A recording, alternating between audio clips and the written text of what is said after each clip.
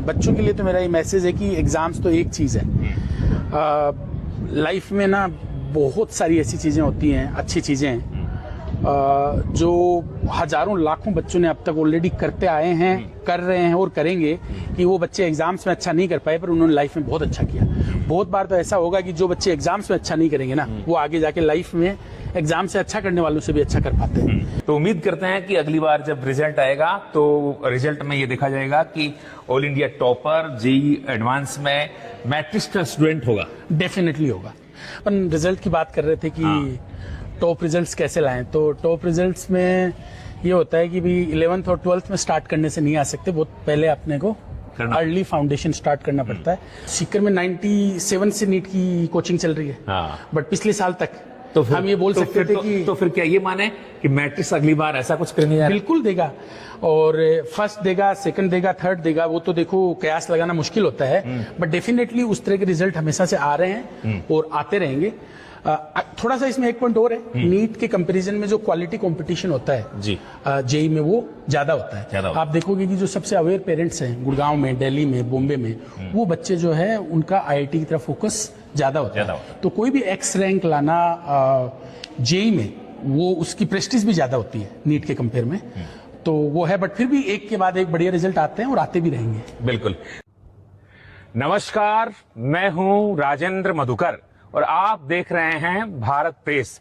Bharat press के बेहद खास कार्यक्रम गुफ्तगू में आज हमारे बीच एक ऐसी शख्सियत है जिन्होंने अपनी यात्रा गांव से शुरू की और उस कालखंड में शेखावाटी में बहुत कम लोग जानते थे जेईई एग्जाम के बारे में। वो परीक्षा दी और उसमें आपने 19वीं रैंक प्राप्त की ऑल ओवर इंडिया में। ऐसे शख्स जिन्होंने जब अपनी यात्रा प्रारंभ की तो पीछे मुड़कर नहीं देखा, वो खुद ही जान जाते हैं बुलंदियां आसमानों की, परिंदों को तालीम नहीं दी जाती उड़ानों की, और आगे चलकर आपने मैट्रिक्स शिक्षण संस्थान की स्थापना की। आपका नाम है इंजीनियर कपिल ढाका। आपका स्वागत है सर, बहुत बहुत स्वागत है आपका, आप यहाँ पधारे और इतना काइंड इंट्रोडक्शन आपने दिया, थैंक यू वेरी मच। जी ढाका जी, बताइए, शुरुआत हम जानना चाहते हैं कैसे गांव का लड़का कैसे एक सपना देखता है। उस कालखंड में तो बहुत कम लोग जानते थे, एक तो मैथमेटिक्स गांव के लड़के के लिए, और फिर उसके लिए जेईई जैसी एग्जाम को उसको फाइट करना कितना मुश्किल कार्य था? सर सपने तो देखो ऐसा है कि हम एक साथ अगले 15-20 साल के सपने कभी देखते नहीं है। मेरे ख्याल से सपने जो ड्रीम्स होते हैं वो सिक्वेंशियली आते हैं। जब बच्चा 7वीं 8वीं में पढ़ रहा होता है तो उसका ड्रीम होता है केवल कि 10th में अच्छा करें। जब 10th कर लेता है उसको रहता है कि अच्छे यूनिवर्सिटी में एडमिशन हो, तो वो एक तरह से ना सपने तो ऐसे सिक्वेंशियली चलते हैं। तो 10th तो गांव में आपने? तो 10th मैंने तो बड़ाडर का रहने वाला हूँ मैं, और उसी साल हमारे गांव में जब मैं 10th में हुआ था तभी ये अपना केशवानंद स्कूल का वो पहला साल था, फाउंडिंग ईयर था, तो वहीं से किया। उसके बाद एसके स्कूल, और उसके बाद जो प्रिपरेशन है वो हमने कोटा से की। एसके स्कूल में पढ़ने वाले विद्यार्थियों का प्रतिशत सफलता को लेकर के ऐसी उस कालखंड में धारणा थी कि बहुत कम सफलता का रेशो हुआ करता था। नहीं उस कालखंड अभी कम है। जिस टाइम हम लोग वहां पे थे उस टाइम मेरे ख्याल से साइंस के हिसाब से अपने सीकर में देखा जाए तो SK school used to be number 1 school. अच्छा जी। फॉर एग्जाम्पल मैं हमारे बैच का एग्जाम्पल दूं तो 1000 बच्चे होंगे, कुछ 500 साइंस में, 500 आर्ट्स, कॉमर्स एक्सेट्रा में, और उनमें से बहुत सारे जो बच्चे हैं, अब मेरे पास ऐसे एग्जैक्ट नंबर तो है नहीं क्योंकि गवर्नमेंट स्कूल्स जो है वो प्राइवेट स्कूल्स की तरह रिजल्ट्स को कलेक्ट करके ऐसे पब्लिश तो करते नहीं है वेबसाइट्स पे जी। बट जैसे बहुत सारे बच्चे आईआईटीज में गए, अंडरग्रेड में नहीं तो फिर मास्टर्स में, डॉक्टर्स बहुत बच्चे बने उनमें से आईएएस ऑफिसर्स भी हैं, आईपीएस भी हैं। अभी कुछ दिन पहले ही मेरे साथ का लड़का है मुकेश भामू, तो वो हमारे यहाँ आए थे। He is an IPS officer in Odisha cadre, और बाहर भी बहुत बच्चे हैं अच्छे अच्छे यूनिवर्सिटीज में। और तो उस टाइम गवर्नमेंट स्कूल्स जो बच्चे निकलते थे वहाँ पे प्राइवेट स्कूल्स होते ही नहीं थे उस टाइम ना, तो जो भी था वो गवर्नमेंट स्कूल थे। और एसके स्कूल जो था वो अपना सीकर का जो सबसे अच्छा स्कूल आप उसको एक तरह से उस टाइम का बोल सकते हो। जैसे हमें उस टाइम फिजिक्स पढ़ाते थे लक्ष्मण सिंह जी सेवदा जी, तो मैं ये कहूँगा कि वो बहुत ही अच्छी क्वालिटी की फिजिक्स हमें उस टाइम पढ़ाते थे।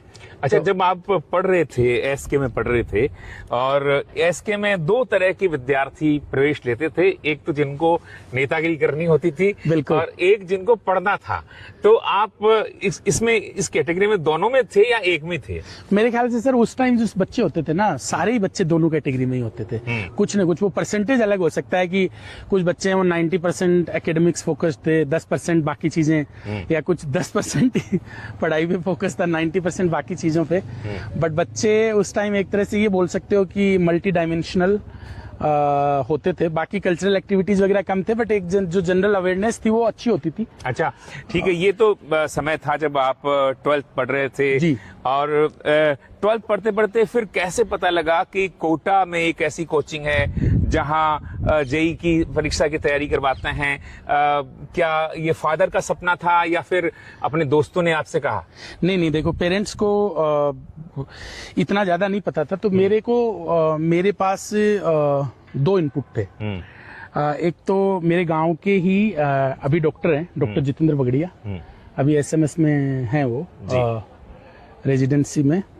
तो वो 1 साल पहले कोटा गए थे मेडिकल की प्रिपरेशन के लिए। तो एक वो इनपुट था, और दूसरा था कि मेरे गांव में कजिन है, गांव में नहीं है, उनके पेरेंट्स हमेशा से जयपुर रहते थे। तो वो उससे 2-3 साल पहले आईआईटी बॉम्बे गए थे, और मेरा उनसे मिलना हुआ, और मतलब उन्होंने जिस तरह की चीजें बताई तो काफी इंस्पिरेशन मिली कि यार अच्छा इस तरह के भी कॉलेजेस होते हैं, और वहाँ पे पढ़ के आप इतनी सारी चीजें कर सकते हो, वहाँ पे इतनी सारी अपॉर्चुनिटीज, इतनी सारी फैसिलिटीज होती हैं। तो मैं ये बोलूंगा कि कहीं ना कहीं उन दोनों चीजों का मिक्स था। और फिर एक जो जहाँ पे स्कूल में जैसे होते हैं अपन 8th में, 9th में, 10th में, तो जो अपने टीचर्स होते हैं उनका एक तरह से इनपुट था कि यार तुम ना पढ़ो अच्छे से, अच्छा कर सकते हो, बदमाशी कम करो, पढ़ाई ज्यादा करो। तो एक तरह से आप ये बोल सकते हो कि इन तीनों चीजों का जो मिक्स था वो कहीं ना कहीं यूजफुल रहा। अच्छा, ये फिर कोटा चले गए जी। कोटा आपके लिए कितना चुनौतीपूर्ण रहा होगा जब गांव का एक लड़का और महानगर में जाता है, उस चकाचौंध में उलझ जाते हैं ज्यादातर विद्यार्थी। आपने अपने आप को कैसे संभाला? देखो ऐसे तो चकाचौंध वाली ये चीजें तो नहीं थी, बट हमारे टाइम एक बड़ा इंटरेस्टिंग चैलेंज था। यहाँ पे सीकर में जितनी भी एजुकेशन उस टाइम होती थी सारी हिंदी मीडियम होती थी, और आईआईटी जेई की जो क्लासेस होती थी कोटा में वो ओनली इंग्लिश मीडियम होती थी।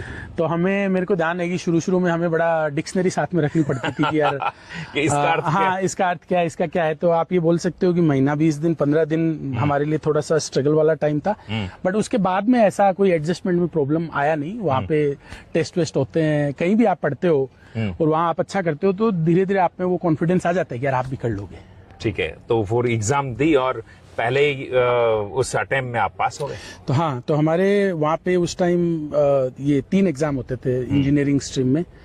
आईआईटी तो होता ही था, जेई स्क्रीनिंग, जेई मेन, और इसके अलावा एनआईटीज में एडमिशन के लिए अपना AIEEE हुआ करता था, और बाकी जो स्टेट लेवल की जो गवर्नमेंट कॉलेजेस थी उसके लिए PET होता था, और मेडिकल कॉलेजेस जैसे स्टेट वाली थी उनके लिए PMT होता था। हाँ जी। लेकिन उस दौर में तो लोगों को जानकारी केवल इतनी थी, PET। बहुत कम विद्यार्थियों को ये जानकारी थी कि यार क्योंकि अब तो देखिए जब से सीकर में यहाँ पर शिक्षण संस्थान स्थापित हुए तब से लोग जानने लग गए। लेकिन जब हमारे समय तो बस यही था कि एक आदमी ये PMT की तैयारी कर रहा है लड़का, एक ये PET की तैयारी कर रहा है, राइट, इतना ही था। नहीं देखो कुछ बच्चे थे ऐसा, आप ये बोल सकते हो कि 95% 90% जो बच्चे थे हमारे टाइम वो PET में बच्चे ज्यादा होते थे। एग्जैक्ट परसेंटेज बोलना तो उचित नहीं होगा, बट कुछ बच्चे ऐसे IIT की प्रिपरेशन भी करते थे, बट अपने इस साइड के एरिया से कम होते थे जी। मेरे टाइम के मेरे को ये पता है कि हम 4-5 लोग को ही मैं जानता हूँ जो 2004 में अपने यहाँ से IIT गए थे। तो फिर एग्जाम दी और उसमें आप क्लियर भी हो गए। कॉलेज कौन सा मिला? मैं IIT खड़गपुर जी। कैसी अनुभूति की आपने, और क्या वो जो आपने सपना लिया था वो सपना साकार हो गया था या अभी और बाकी था? देखो स्टार्टिंग में तो गए तब तो बिल्कुल ऐसे आप बोल सकते हो कि एकदम बिल्कुल जैसे अलग ही वर्ल्ड होता है। हाँ। राइट, आप यहाँ गांव से जाते हो, इतना बड़ा कैंपस है, हर तरह के फैसिलिटीज हैं, तो बिल्कुल अलग ही दुनिया होती है। हाँ। तो एक तरह से आप बोल सकते हो कि शहरी लड़के ज्यादा थे होंगे? हाँ, डेफिनेटली उस टाइम सिटीज के ही बच्चे तो ज्यादा ये भाव होते थे। था क्या ग्रामीण और शहरी का अंतर नहीं था? जनरली आईआईटीज को आप ऐसे बोल सकते हो कि they are kind of a melting pot, अच्छा। और नॉट केवल की रूरल अर्बन बट हर स्टेट से बच्चे होते हैं। मतलब सबसे पहली बार हमने देखा कि यार अरुणाचल प्रदेश, असम, बिहार, झारखंड, उड़ीसा, आंध्र प्रदेश, तमिलनाडु, केरला, दिल्ली, बॉम्बे, महाराष्ट्र, राजस्थान, कश्मीर, पंजाब, हर जगह के बच्चे हैं। तो वो तो बड़ा ये नहीं अलग था ही कि यार मैं गांव से आया हूँ तो नहीं, हीन भावना पैदा नहीं नहीं होती थी? नहीं ऐसा नहीं था वहाँ? ना, बिल्कुल नहीं होता ऐसा। रैगिंग? हाँ, थोड़ी बहुत रैगिंग होती थी, बट ऐसे आपकी भी थी? हाँ होती थी, फन की तरह ही लेते थे हम लोग। अच्छा। उसका इतना स्ट्रेस मेडिकल वाली लेते रैगिंग नहीं, उस तरह की नहीं होती थी। थोड़ा आप ऐसे बोल सकते हो कि थोड़ा इंफॉर्मेशनल, थोड़ा एजुकेटिव और थोड़ा फन एलिमेंट्स होते थे। और हम तो देखो क्या है कि बहुत ही वो मेंटली स्ट्रांग थे। तो अगर कुछ बच्चे ऐसे हों तो गांव से सुदृढ़ थे, करके आप बोल सकते हो। पर कोई बहुत ही ऐसे, जैसे एक बोल सकते हो ना कि बहुत ही उस तरह का सेंसिटिव नेचर हो, हाँ। तो उस तरह के बच्चों को परेशानी हो सकती है। वैसे आजकल वो भी बंद हो वो गया। बंद हो गया। अच्छा, फिर आपने ये बीटेक किया, बीटेक के बाद एमटेक करने का मन बनाया? तो हमारा तो डुअल डिग्री प्रोग्राम था। अच्छा। तो उसमें बेसिकली 4 साल में बीटेक के बजाय 5 साल में बीटेक प्लस एमटेक इंटीग्रेटेड आपको डिग्रीज मिल जाती है। तो और वो भी एक तरह से ब्रांच के की अच्छी ब्रांच हो जाए उसके हिसाब से लिया हुआ था। बाकी एक बार आईआईटी जाने के बाद ऐसे टेक्नोलॉजी के बजाय जो ये अपना एक तरह से बोल सकते हो कि बिजनेस मैनेजमेंट की तरफ इंटरेस्ट ज्यादा हो गया, आप ऐसे बोल सकते हो। अच्छा, चलिए। आईआईएम किया, उस वक्त तो मन फिर ये कर रहा होगा कि नौकरी करनी है? बिल्कुल, वो पर्पस भी उस टाइम एक तरह से आप देखो तो वही था कि अच्छी जॉब लेनी है और काम करना है। मैंने करा भी एमबीए के बाद मैंने 4 साल 5.5 साल उसके बाद कंसल्टिंग करी। 4 साल for 4 years I worked with BCG, Boston consulting group, and then for about 1.5 years I worked with Mastercard. So वो that experience was very transformative in a way, because बहुत सारे अलग अलग इंडस्ट्रीज में काम करने का मौका मिला, अलग अलग कंट्रीज में काम करने का मौका मिला। एमबीए के टाइम भी पढ़ने के लिए 1 सेमेस्टर में बाहर चला गया था यूरोप। तो वो काफ़ी लर्निंग के हिसाब से एक तरह से आप बोल सकते हो कि आपका जो पर्सपेक्टिव है उस मतलब वो डेवलप होता है जब आप बहुत सारी डाइवर्सिटी की, बहुत सारे डिफरेंट चीज़ें देखते हो। तो that was a good time. लेकिन नौकरी करते करते फिर ये क्यों ख्याल आया कि एक कोचिंग करनी चाहिए आपको? ये देखो इसमें ये कहीं ना कि एजुकेशन से एक आप बोल सकते हो कि जो एसोसिएशन है, जो अट्रैक्शन था एज अ कि एजुकेशन से अपन जुड़े, वो कहीं ना कहीं पहले से था। जैसे मैंने बताया कि हाँ, तो जो बडाडर में जो केशवानंद स्कूल है वो मेरे कजिन भाई साहब ही हैं। तो मैंने उनको हमेशा से देखा कि उन्होंने कैसे उस स्कूल को स्क्रैच से गांव में वहाँ पे डेवलप किया। और सीकर भी as an education city develop हो रहा था। कोटा में जब मैं पढ़ता था तो हमारे जो रेजोनेंस के जो डायरेक्टर थे आर.के. वर्मा सर, तो मैं उनके काफ़ी क्लोज था। इनफैक्ट एग्ज़ाम से पहले 3-4 महीने में सर के पास वहीं उनके आशीष शर्मा और वर्मा सर के घर पे वहीं रहा भी उनके पास ही था। अच्छा। उन्होंने कुछ ऐसे जैसे कुछ 10 बच्चों का अलग हॉस्टल नहीं बनाते हैं वैसे उन्होंने कुछ बना रखा था। तो I used to stay with them. तो मैंने देखा तो मेरा थोड़ा इसमें इंटरेस्ट भी था, अंडरस्टैंडिंग भी थी। और फिर मेरे साथ जो मेरे हमारे जो को फाउंडर हैं यहाँ पे अनिल गोरा सर और नरेंद्र कोक सर और राजेंद्र बुडक सर, तो हम लोग ये आपके क्लासमेट थे? ये तो अनिल तो मेरा क्लासमेट ही था। खड़गपुर में हम लोग सेम ही 2004-09 बैच से हैं। और नरेंद्र कोक सर जो हैं वो मेरे से छोटे हैं, वो अच्छा। 1-2 साल। तो वो हमसे 1-2 बैच जूनियर थे खड़गपुर में, बट साथ ही थे हम लोग। काफ़ी चीज़ें हम साथ में करते थे, क्रिकेट खेलते थे। पास में हमारे वहाँ एक थड़ी होती थी, उस पर हम साथ में चाय पीने जाया करते थे। तो ऐसे दिमाग में ये आइडिया रहता था कई बार, बट वो फिर वो बाहर नौकरी करने उस चक्कर में थोड़ा पोस्टपोन हो गया। But then somehow it came back the idea that we should do something and that's when we started Matrix JEE Academy. अच्छा, पहले से भी यहाँ संस्थान तो थे जो जेई की तैयारी करवा रहे थे, फिर आपकी स्थापना के पीछे आपका मूल मंतव्य क्या था? देखो, ये डिफिकल्ट क्वेश्चन है। हाँ। तो सबसे पहले तो कि सीकर एक छोटा एजुकेशन सिटी ऑलरेडी था व्हेन वी स्टार्टेड इन 2014, और डेफिनेटली एक बाहर से हर तरफ से बच्चे आते थे, तो वो सबके लिए बहुत ही बेनिफिशियल चीज़ होती है। तो हमें भी कहीं ना कहीं उसका एक स्टार्टिंग के अंदर बेनिफिट मिला। बट जब हम देखते थे कि सीकर में कि नीट वगैरह की प्रिपरेशन में फिर भी थोड़े रिजल्ट दिखते थे, जेई में जो एक तरह से टीचिंग मेथोडोलॉजी थी, या वो एक तरह से दोनों की एक जैसी थी, जबकि दोनों में बहुत डिफरेंट अप्रोच चाहिए होती है। तो हमारे ये दिमाग में था कि यार हम इसको अलग तरह से करेंगे, हम ये इंश्योर करेंगे कि अगर सीकर के किसी बच्चे को आईआईटी की कोचिंग करनी है, और कोचिंग करने का मतलब केवल नाम से कोचिंग नहीं करनी है, उसका ये एम है कि I want to get the best possible IIT coaching in this country, then they should not have to step out of this city. This was the objective, कि जो उन्हें इस देश में कहीं भी मिल सकता है, चाहे कोटा हो, दिल्ली हो, बॉम्बे हो, they should get all that and even more than that right here in this city. That was the objective. तो वो स्टार्ट किया। वो हमने कोई भी चीज़ जो यहाँ पे ऑलरेडी होती थी उसको हमने कि हम इसको देखेंगे नहीं यहाँ कैसे होता है, अलग से। We will bring our own approach. वो हमने किया and the results were visible. जी, एक बात तो मैंने देखी कि नीट में यहाँ पर ऑल इंडिया टॉपर दिया है, हमने सीकर ने दिया है, लेकिन आज भी हम तरस रहे हैं कि आखिर वो दौर कब आएगा जब जेई एडवांस में हमारा बच्चा टॉपर बनेगा। बिल्कुल सर, आपने सही कहा है कि अपना नीट में सीकर से टॉपर आया है।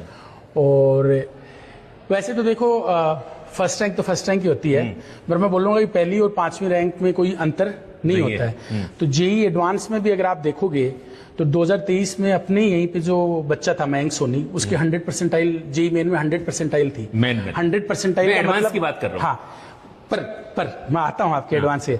तो जेई मेन में 100 परसेंटाइल का मतलब होता है कि you have basically scored the highest possible score in the entire country. Yes. उसके बाद जो रैंकिंग होती है उसमें ठीक है कि कई क्राइटेरिया होंगे कि आपका फॉर्म नंबर क्या था, कौन से सब्जेक्ट में कम ज्यादा थे, बट तो वो अपने आप में that's the all India level का टॉप रिजल्ट।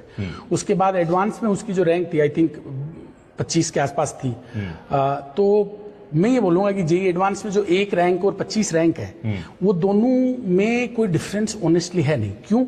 क्योंकि उनके मार्क्स में कोई खास अंतर नहीं है। वो तो कंपटीशन इतना ज्यादा होता है कि वो 1 से 25 हो गए, बट इतने 20 लाख बच्चों में, 15 लाख बच्चों में 20 रैंक का मतलब इट्स ऑल इंडिया टॉप। लेकिन इसका आप कारण क्या बताना चाहेंगे कि इस वजह से अभी तक नहीं आए? नहीं, या इसका तो, कोई या वजह तो नहीं। मेडिकल की ओर से जैसे- झुकाव नहीं, ज्यादा है, नहीं। या जो टॉप के लड़के हैं वो मेडिकल की तरफ चले जाते हैं? इसका कोई कारण नहीं है सर। आप इसको ऐसे भी समझ सकते हैं कि अगर 1 साल पहले ये क्वेश्चन होता तो सीकर में 97 से नीट की कोचिंग चल रही है, बट पिछले साल तक तो फिर, हम ये बोल सकते थे कि तो फिर क्या ये माने कि मैट्रिक्स अगली बार ऐसा कुछ करने जा रहा है? बिल्कुल देगा, और फर्स्ट देगा, सेकंड देगा, थर्ड देगा। वो तो देखो कयास लगाना मुश्किल होता है, बट डेफिनेटली उस तरह के रिजल्ट हमेशा से आ रहे हैं और आते रहेंगे। थोड़ा सा इसमें एक पॉइंट और है, नीट के कंपैरिजन में जो क्वालिटी कंपटीशन होता है जी, जेई में वो ज्यादा होता है। आप देखोगे कि जो सबसे अवेयर पेरेंट्स हैं गुड़गांव में, दिल्ली में, बॉम्बे में, वो बच्चे जो है उनका आईआईटी की तरफ फोकस ज्यादा होता है। तो कोई भी एक्स रैंक लाना जेई में, वो उसकी प्रेस्टीज भी ज्यादा होती है नीट के कंपेयर में। तो वो है, बट फिर भी एक के बाद एक बढ़िया रिजल्ट आते हैं और आते भी रहेंगे। बिल्कुल। तो उम्मीद करते हैं कि अगली बार जब रिजल्ट आएगा तो रिजल्ट में ये देखा जाएगा कि all India topper JEE advance में मैट्रिक्स का स्टूडेंट होगा। डेफिनेटली होगा, फर्स्ट नहीं तो सेकंड नहीं थर्ड, बट आई होप कि टॉप 10 में तो हो। टॉप 10 में हो? हाँ। अच्छा, अगला सवाल मैं ये करने जा रहा हूँ, जिस स्थान पर मैं खड़ा हूँ ऐसा मुझे लग रहा है जैसे कोई यूरोप का कोई एक संस्थान यहाँ पर खड़ा कर दिया गया है। तो ये कॉन्सेप्ट आपके मस्तिष्क में कब आया? ये तो सर, ये तो मैं बोलूँगा ये तो हमारे आर्किटेक्ट साहब की मेहरबानी है, उन्होंने इस तरह से बनाया। बट आइडिया तो बहुत सिंपल था कि बच्चों को पढ़ाई के हिसाब से जिस तरह का एक अच्छा हेल्दी ओपन एटमॉस्फेयर मिलना चाहिए वो हम दे पाए। शहर में एक कैंपस आपका बना हुआ है, फिर एक ग्रामीण अंचल में आपने बहुत भव्य और दिव्य एक बिल्डिंग बनाई है। मुझे तो ऐसा लगा जैसे कोई यूरोप की बिल्डिंग हो। ये कॉन्सेप्ट कहाँ से आया और क्यों आपके मस्तिष्क में आया कि ऑलरेडी जब शहर में आपका कैंपस था तो फिर इस अरावली पर्वतमाला की गोद में ये क्यों बनाया आपने? आजकल अरावली पे तो ऐसे बहुत बातें चल रही हैं बट तो जैसे अभी अपन रिजल्ट की बात कर रहे थे कि टॉप रिजल्ट्स कैसे लाएं, तो टॉप रिजल्ट्स में ये होता है कि भी 11th और 12th में स्टार्ट करने से नहीं आ सकते, बहुत पहले अपने को अर्ली फाउंडेशन स्टार्ट करना पड़ता है। तो ये उसी के लिए ये कैंपस हमने बनाया कि जो छोटे बच्चे हैं जैसे 6th 7th से, उनके ऊपर एक ऑब्जेक्ट ओरिएंटेड मतलब बिल्कुल प्लान करके कि इनको फ्यूचर में ये चीज़ करवानी है, अगर जेई और नीट तो क्यों ना उनको स्कूल में जो अभी रट्टाफिकेशन चलता है वो हटा के और उस दिशा में अपन क्यों तैयारी नहीं करवाएं। तो ये बेसिक आइडिया था। और पर फिर सिटी में क्या है, आप बता रहे थे हाँ कि अगले साल देखिएगा तो टॉपर आने वाला है, तो उसकी एक तरह से भूमिका बना रहे हैं, भूमिका बन रही है। और उसमें फिर ये था कि छोटे बच्चे होते हैं ना, उनके लिए जैसे बाहर खुला एटमॉस्फेयर है, तो अब बच्चा स्कूल में है तो साथ में वो और सारे दुनिया भर के स्पोर्ट्स के एक्टिविटीज भी कर सकता है, कल्चरल एक्टिविटीज है। तो इन सब चीजों के लिए आपको बहुत सारा स्पेस चाहिए होता है। अब यहाँ पे तो हमारे पास 30 अलग अलग तरह के कोचेज हैं 20 स्पोर्ट्स में। अच्छा, अब ये सब सिटी में कंजेस्टेड एनवायरनमेंट में ये चीजें पॉसिबल नहीं है, तो वो एक पर्पस था, आप बोल सकते हो। बिल्कुल, आपने बहुत अच्छी बात कही। और इसी से जुड़ा हुआ एक सवाल मेरे जहन में आ रहा है कि आज मैं देख रहा हूँ कि आज का विद्यार्थी, आज का प्रतियोगी बहुत तनावग्रस्त है, और ऐसे दौर में जब वो भीड़ का एक हिस्सा बन जाता है, आप कौन से ऐसे प्रयोग करते हैं ताकि बच्चा हताश नहीं हो, निराश नहीं हो और मुख्य धारा से जुड़ा रहे? देखो, इसके लिए तो जो सबसे इम्पोर्टेंट चीज़ है वो तो ये है कि हर बच्चे को उसकी सेल्फ वर्थ बतानी होती है हमें कि बेटा नंबर कोई 19-20 कम ज़्यादा भी आ रहे हैं ना, तो उससे आपकी लाइफ नहीं डिफाइन होती। और ये तो फैक्ट है। देखो, कोई भी चीज़ अपन करेंगे तो हर बच्चा हर चीज़ में सक्सेसफुल नहीं होगा। हम भी नहीं हुए हैं लाइफ में, हमने भी लाइफ में इतनी असफलताएं झेली हैं अलग अलग स्टेजेस में। तो ये अपने को एक तो बच्चे को अच्छे से ये चीज़ बतानी होती है। और दूसरा ये है कि कुछ बच्चे जो इस चीज़ से अफेक्ट हो रहे हैं उनके लिए अपन जैसे प्रॉपर काउंसलिंग होगी, साइकोथेरेपिस्ट हो गए, ये सब चीजों का अरेंजमेंट रखना होता है कि अगर अपने को लगता है कि ये बच्चे बिल्कुल ऐसा करता है। बिल्कुल अपने पास तो यहाँ पे मेरे ख्याल से स्कूल कैंपस में वी हैव 3 साइकोलॉजिस्ट्स जी कम साइकोथेरेपिस्ट्स। तो वो एक बच्चों की पर्सनल काउंसलिंग, एक जैसे specially for girl students and 2 for both boys and girls. तो कि अगर कोई बच्चा स्ट्रेस में है, किसी भी तरह का तनाव है, क्योंकि यंग एडोलेसेंट में बच्चों के दिमाग में इतने सारे हार्मोनल चेंज होते हैं और भी बहुत चीज़ें होती है, तो कहीं ना कहीं एक मेंटल हेल्थ है वो सेंसिटिव इश्यू बन जाता है। तो इन चीज़ों पे ध्यान रखना ही पड़ता है। ढाका जी, मैं देख रहा हूँ कि असफल होने वाले विद्यार्थियों में हताशा के भाव आ जाते हैं और वो मौत को गले लगा देते हैं। ऐसे विद्यार्थियों को क्या संदेश देना चाहिए? सर, सबसे पहले तो फॉर्चुनेटली आई थिंक जो हम लोगों का एटीट्यूड रहा है, हमें ऐसा आज तक देखने को नहीं मिला है, जो कि एक बहुत ही भगवान की। ये अच्छा है कि मैट्रिक्स में ऐसा नहीं है, लेकिन फिर भी अन्य देखो, बहुत सिंपल, मैं एक ही चीज बोलूंगा उन बच्चों को, अगर कोई भी बच्चे या पेरेंट देख रहे हैं, बच्चों के लिए तो मेरा ये मैसेज है कि एग्जाम्स तो एक चीज है, लाइफ में ना बहुत सारी ऐसी चीजें होती हैं, अच्छी चीजें हैं जो हजारों लाखों बच्चों ने अब तक ऑलरेडी करते आए हैं, कर रहे हैं और करेंगे, कि वो बच्चे एग्जाम्स में अच्छा नहीं कर पाए पर उन्होंने लाइफ में बहुत अच्छा किया।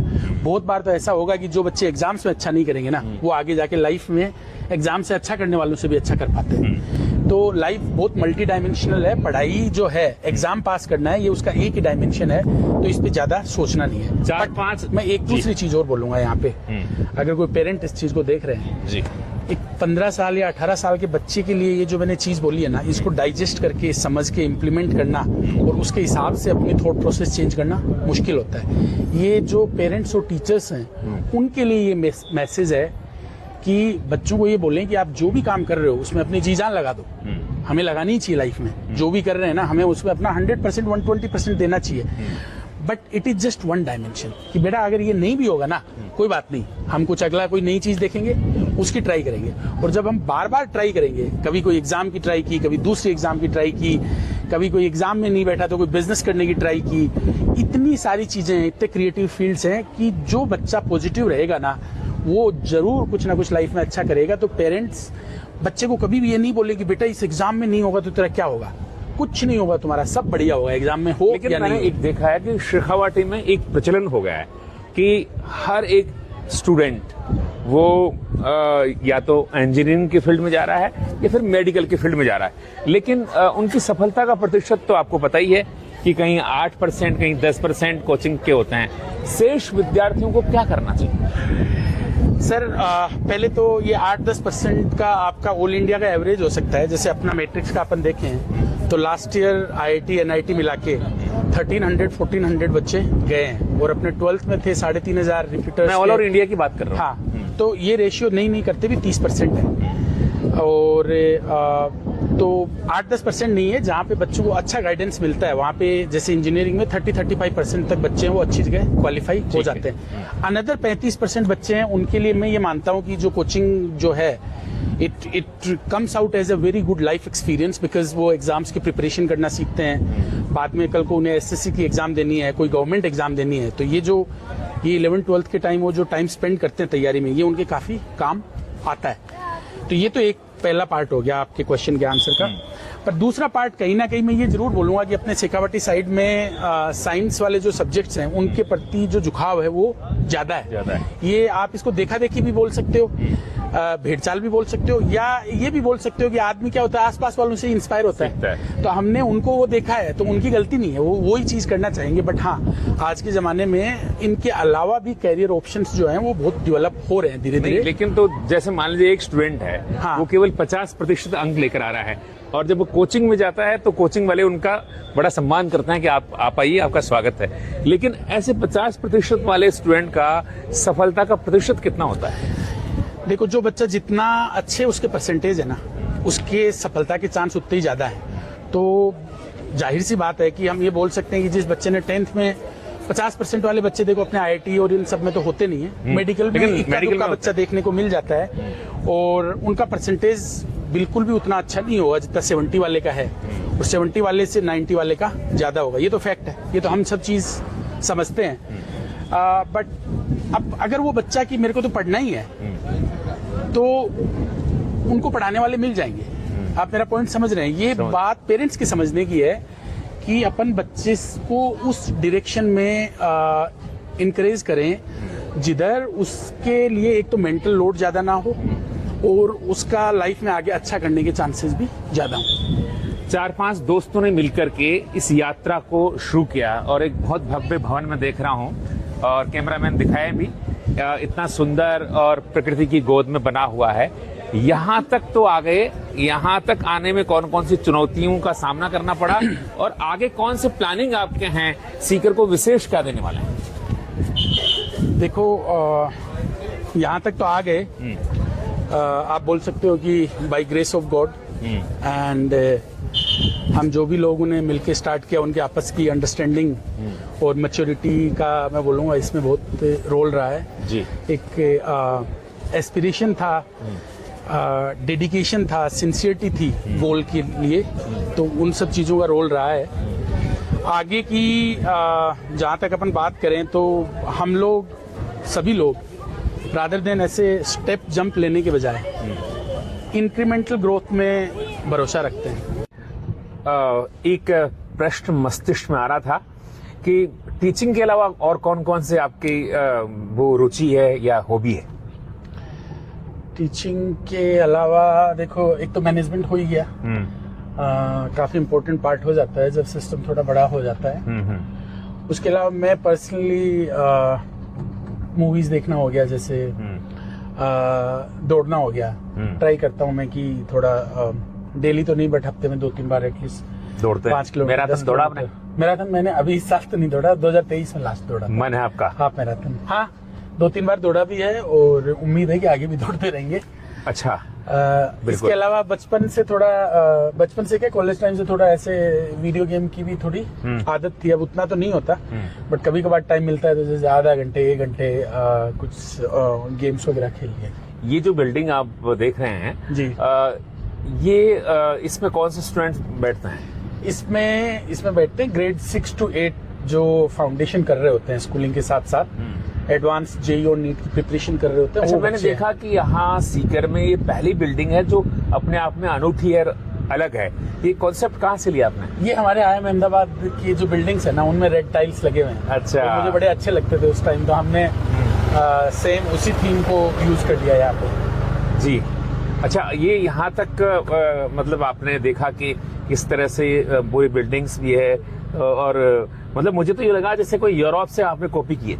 नहीं, ये हमारा जो IIM अहमदाबाद का जो कैंपस है, मतलब उसकी भी ऑनेस्टली वो उसको तो हम कॉपी नहीं कर सकते, बट जो बाहर का जो टेक्सचर है, जो टाइल्स वाला, वो मतलब इट्स इंस्पायर्ड फ्रॉम देयर। जी। अभी मैं देख रहा हूँ अरावली का जिक्र चल रहा है। अरावली की इस गोद में आपका ये मैदान दिखाई दे रहा है। तो कौन कौन से गेम्स यहाँ खेले जाते हैं? ये वाले जो स्पोर्ट्स ग्राउंड है सर, इसमें जैसे आप इधर देख सकते हो, ये वाला? क्रिकेट की इंडोर पिचेज होगी। ये अपने 2 टेनिस कोर्ट है यहाँ पे, लॉन टेनिस के। हाँ, ये वो वाला है जिसमें नडाल जीतता था हमेशा ना। अच्छा। और ये इधर अपना फुटबॉल का और हॉकी और क्रिकेट के, ये इधर यहाँ से लेके वहां तक ये पूरा लगातार अपने ग्राउंड्स है। और उधर 2-3 अपने ये हो गए, वॉलीबॉल हो गया, कबड्डी हो गया, वो सब है। तो ये वाले जो आउटडोर स्पोर्ट्स जिनमें काफी सारी जगह अच्छी होती है, वो कुल मिलाकर के आप ये इसमें अभी हमारे बच्चे गोल्ड मेडल भी लेके आए थे अच्छा लॉन टेनिस में यहाँ पे। ये हमने बाहर से ही टीम बुला के ये ग्राउंड वगैरह सारे डेवलप करवाए थे। कुल मिलाकर कह सकते हैं आप प्रकृति के उपासक हैं, प्रकृति पूजक हैं। बिल्कुल, आप देख सकते हो अरावली की आजकल खूब बातें होती है, बिल्कुल एकदम अगर इधर देखोगे। हाँ, बिल्कुल अरावली कैसे लगे, पर्वतमाला है। बिल्कुल। हाँ, वो भी उसकी 100 गोद मीटर में- से कम ही है। हाँ, उसकी बिल्कुल गोद में ही हम बिल्कुल बैठे हैं यहाँ पे। बिल्कुल। तो चलते हैं, क्योंकि साक्षात्कार के अंतिम चरण में है, चलते चलते कोई बात जो अभिभावकों को कहनी है, विद्यार्थियों को कहनी है, वो आप अवश्य कहिए। अच्छा, मैं तो पेरेंट्स को लेके बस एक जो चीज कहना चाहूंगा कि एकेडमिक एक एस्पेक्ट है, उसमें तो हम, जैसे आपने बोला कि हम चाहते हैं कि ऑल इंडिया में टॉप 10 में अपना बच्चा आए, उम्मीद आएगा भी इस बार। Top 20, top 30, 100 percentile. अभी 550 बच्चे IIT गए हैं, और वो सब एकेडमिक एक्सीलेंस से पॉसिबल है। बट हमें पता है कि हर बच्चे को IIT नहीं जाना है, और इतनी सीटें भी नहीं है देश में। बहुत टैलेंटेड बहुत बच्चे हैं, इतनी सीट्स नहीं IIT में, मेडिकल कॉलेजेस में मिला के। तो और हजारों चीजें हैं, तो बच्चों को वो करने दें, और उसके लिए उनके ओवरऑल होलिस्टिक डेवलपमेंट पे भी एक पेरेंट्स का फोकस होना चाहिए। और जैसे हम यहाँ पे सर्वांगीण हैं, विकास के लिए तो हाँ, आपने कि ये सब स्पोर्ट्स कुछ एक्टिविटीज परिसर बनाए हैं, रखा है। कल्चरल एक्टिविटीज हैं, कोई क्रिएटिव स्किल्स हैं। तो इन सब चीजों के ऊपर भी मतलब parents should have an I for even these things, क्योंकि कौन सा बच्चा कहाँ पे डेवलप होके, कहाँ पे उसकी जो एक तरह से हम बोल सकते हैं टैलेंट है, जो उसकी प्रतिभा है, वो निखरेगी, वो एक तरह से ना इवोल्व होगी, वो हमें अभी नहीं पता है। तो एक ओपन माइंड रखें और बच्चों को मोटिवेट करके रखें, सपोर्ट करके रखें। I guess that should be it. Thank you. बहुत बहुत धन्यवाद, आपने हमको समय दिया, और इसी के साथ हम लेते हैं विदा। धन्यवाद।